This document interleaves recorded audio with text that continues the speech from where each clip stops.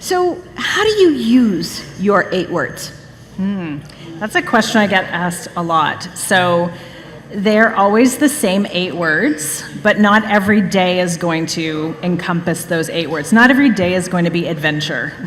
Let's be honest, right? I feel like that should have been a word for today. So when I look at my day and I write in my journal, what am I dying for today? I look at my 8 words, I think about the day maybe ahead of me. So if I know, like tonight I'm speaking, impact was one of my words. But so was fun, because I'm like, I don't want to do this if I'm not having fun doing it. So that's also, so it's how I go into a day with my energy and intention. Now, some days fall apart, I will admit. They don't always they go sideways, but it helps me to ground in living that day, knowing how I want to spend it, who I want to spend it with. This idea that we've all heard it, you can't live every day like it's your last. But like, what if you did, right? What if we actually said goodbye to that, like it's bad to be selfish?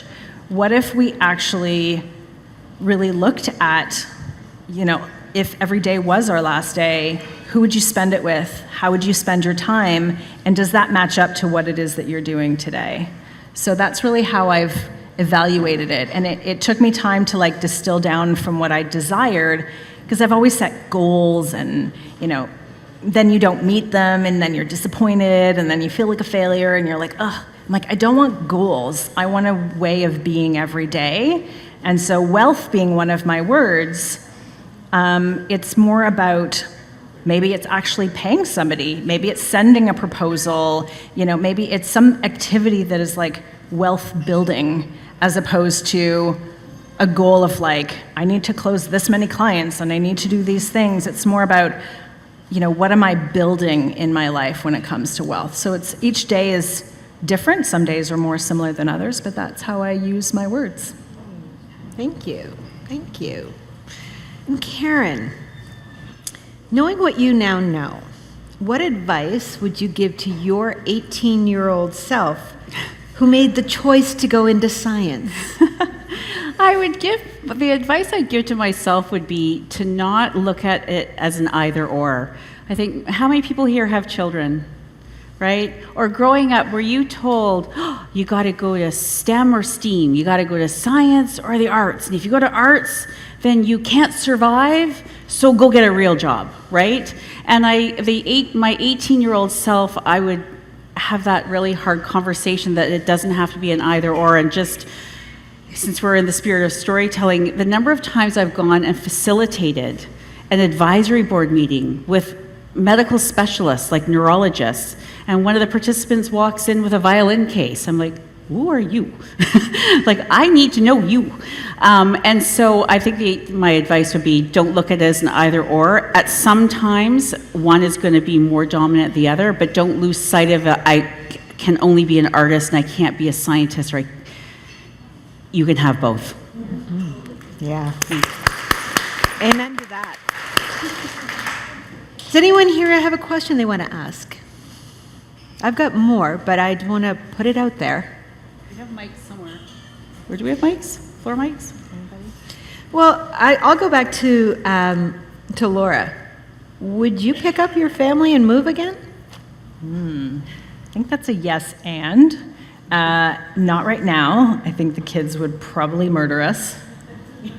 No, maybe not. I don't know. There's like, what do you mean? Okay. All right. You heard it first.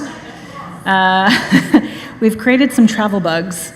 I think for now, the answer is we will travel, we will have adventures, but probably not move abroad for an extended period of time. However, Philippe and I have plans as soon as the kids are out of the house to not be here all the time. That means the kids are not going to be living with us until they're 30, that's for sure. So, we have this vision for our lives to continue to travel and maybe live other places part of the time. So it's a bit of a yes and not right now.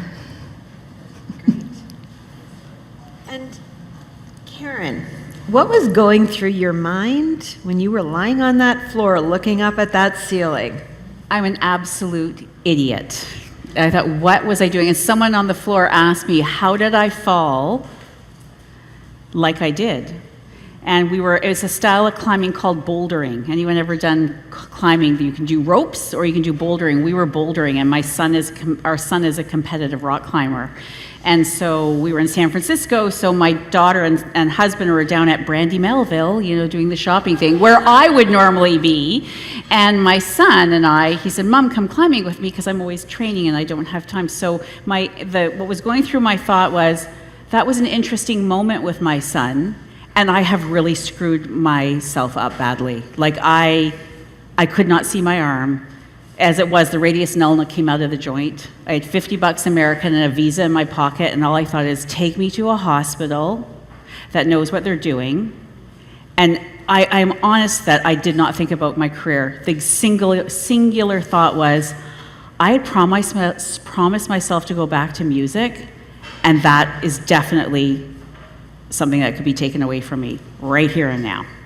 I think, I think it's so powerful that when we have these moments, whether it's falling from a rock climbing gym or being in a car accident, right? Like, we hear that, you're not thinking about what, your next deadline at work, you are thinking about what you really love. But I think it's really powerful that for you, it was music. Like, that is, it speaks to the importance of what that brings to your life. And you said earlier, it's not an either or. It's not science or music, but it's the synthesis of it. And I mean, certainly, as we listen to the beautiful talk that you just gave, and all enjoyed the incredible guitar music that you played, what it did for each of us is, I'm sure all of you felt in the moment something different. You felt something.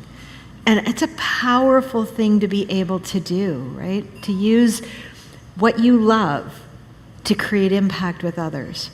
And that's what you did tonight, and that's what you did tonight. You both were really able to create that.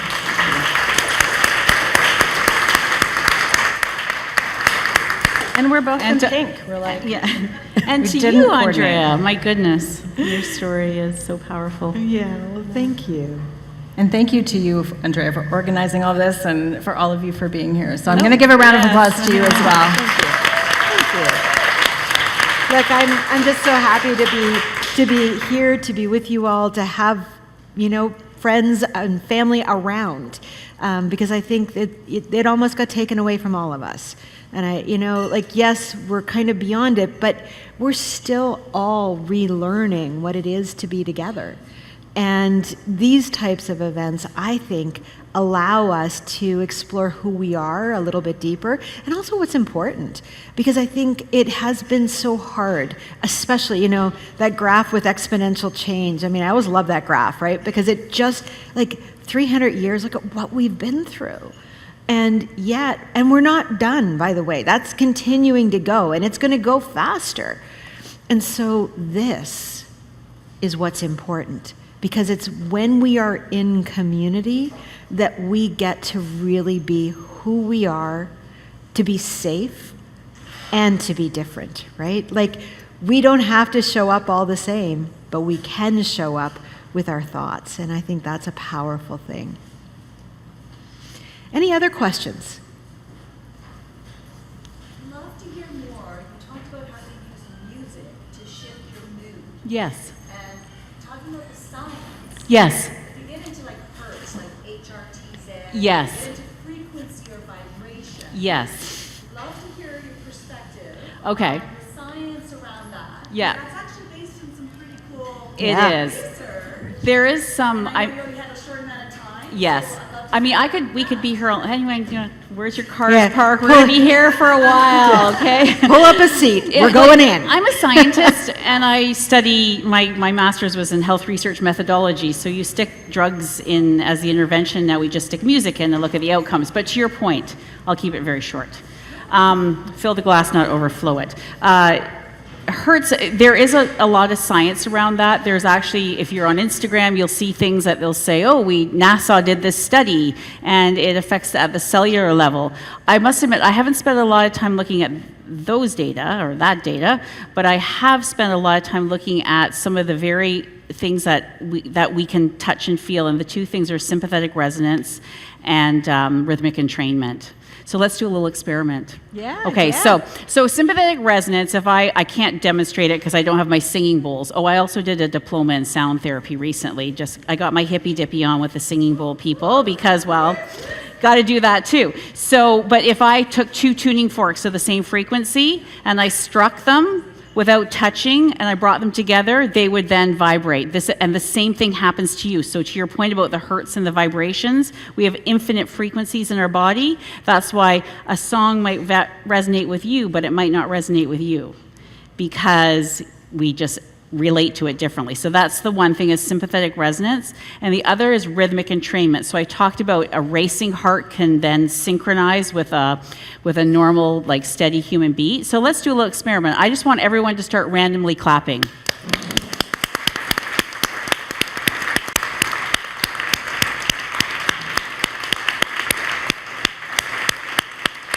What's happening? We're almost in sync. Same thing happens if I took a bunch of metronomes, put them on a surface, they will eventually start borrowing energy off of each other. So those are the two ways. Sorry, not to hog your time, but so is that related to this whole research around binaural beats? It's tied to that, The yes. left part of the brain will Yes. hear something, the right part of the brain will hear something. Yes, And it because is. they're two different, the way the brain works is it will create a new sound Yeah. that is more coherent. It's tied to rhythmic entrainment and sympathetic resonance. And Andrea and I have talked a lot about Binaural beats are. Yeah. Binaural beats are actually for anyone here in Needs the to audience concentrate. who's neurodivergent. Binaural beats are an absolute game changer in creating focus, because it helps our brains to really not just entrain. It is a brain entrainment tool, but to focus. And so Yeah. I use them, like I use it all the time when I'm working. It's one of the best ways. If you want the best, leave you with this little tidbit. If you want the best music to concentrate when you're working at your desk, number one is music without lyrics. Yes.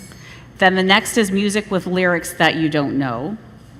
And then the next, the best is instrumental. The next is music with lyrics you don't know. The worst is music with lyrics you do know, because it competes with the narrative in your brain.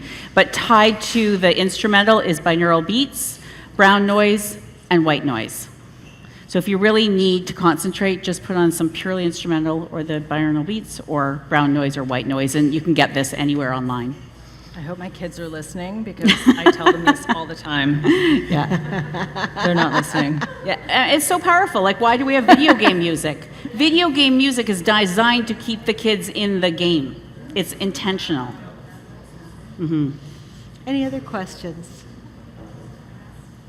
No.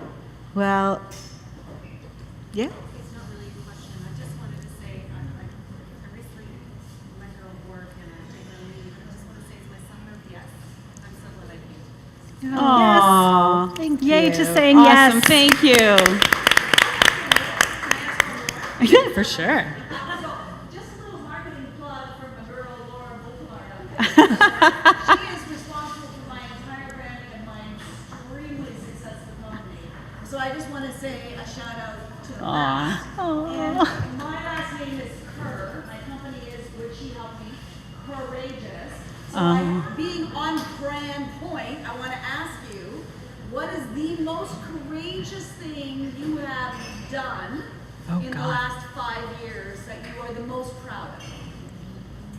Probably moving my entire family to Sicily. I mean, that took a lot of, because I think the saying yes is one thing, right? Like, the decision was easy. We're like, totally, this is easy. But then the actual doing of the thing is the thing that most people don't do. And so the number of people that said to us, like, wow, you guys actually did it. Because I think a lot of people talk about doing stuff, but they never do it. And I think that's where, we fall down. It's like we just talk about stuff and then time passes, right? Time just passes. The days tick by. And You know, I don't think we need to have a near-death experience to realize how precious life is, right? Just standing on that 3 billion-year-old rock in Greenland, I was like, oh, my existence is like minute in the span of space and time. So what can I do to have even more impact here? And so it's these moments, and it's actually listening and acknowledging that those courageous steps, while you may fall flat on your face, and there were days we were in Sicily going, what have we done? Like, honestly, what have we done? And then other days we're like, we're living our best life. And I think it takes courage to step out of the comfort of the everyday, of the safe choices, and do something that might ruffle feathers or you might epically fail at. But what I've learned is that nothing is a failure, or it's only a failure if you let it be a failure. And so I think I've done a lot of courageous things. I've climbed mountains in the last 5 years. Walked on hot coals, yes, that I did. See, she follows me on social media. So yeah, I think that took a lot of courage as a family. Like the move itself, the drive to the airport on September 1st, oh my God, like, whew, right? It's like we closed the door on the house. It's like, all right, here we go. And thank you for the plug. Well, I did not plant her in the audience, everybody. Well, thank you all for coming and joining us here tonight. Feel free to hang around, eat, drink, keep the conversation going. It has been an absolute pleasure, and you have been an incredible audience, giving us so much energy and so much support as we all shared our stories. And so stay in touch. Make sure that you follow us all. You've got our QR codes. We will be doing more. I'll be doing another salon in September. Stay tuned. And I hope I see you all here. So have a wonderful rest of your evening. Thank you. And thank you. And thank you so much to my speakers, Laura Beauparlant and Karen Agro, who were absolutely amazing on the stage.